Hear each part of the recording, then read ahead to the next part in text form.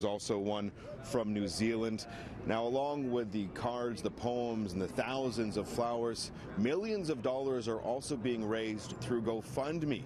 It's a crowdfunding source that has been picking up steam and has raised millions of dollars for multiple tragedies in recent months. A person that passed this week, unfortunately, was close to me and many other people from the Ryerson family. She was an alum of the university, Anne-Marie D'Amico.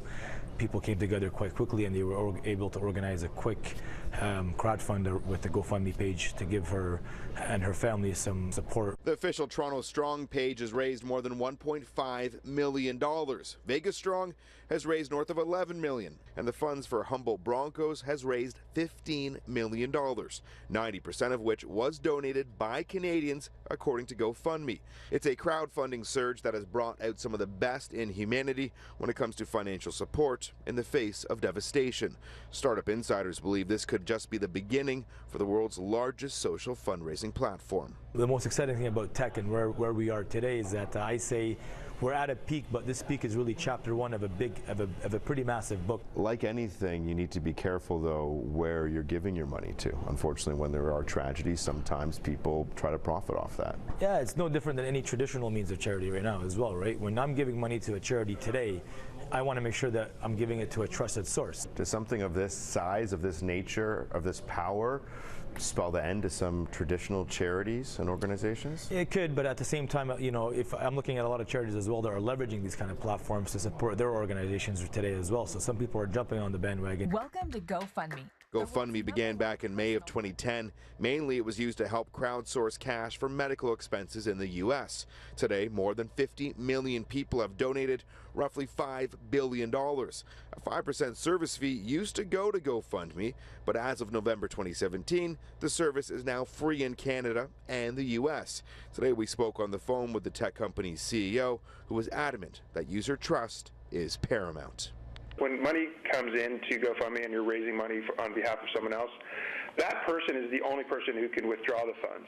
So we do a lot of checking and verifying on the veracity of a person. And based on the systems that we've built, you know, well under 0.1% of our donation volume results in any kind of fraud. And to the point of the GoFundMe guarantee, we will refund any money that anybody asks us to. So we take it very seriously. What happens after GoFundMe? You know, we look at Humboldt, for example, that's $15 million. There's lots of different victims. Does GoFundMe have a hand in what happens to the money after it is sent to the person who set up the account? We make sure that the beneficiaries and the fundraisers have access to the best practices and the best and brightest minds in distributing funds like this. It's not something that we do, but we advise and make sure they have access to information and people. So it's up to the organization that is the beneficiary of the funds being raised to figure out how to distribute. Now, there is a standard credit card Visa fee if you are using your credit card to donate. And there's also a tip option. When you're donating, GoFundMe gives you the option of sending them some money, a tip to help them keep on going. Now, I wanted to show you here, there's all those flowers out front, but just take a look at this. The flowers actually are now wrapping around the back of the memorial, as well as posters, letters, poems, and while this is definitely appreciated. I was speaking with some people who have kind of taken up organizing the memorial here. They encourage people to continue bringing their flowers and their candles, though they say what is needed is money for the families, for the injured, for the victims, and they're hoping that you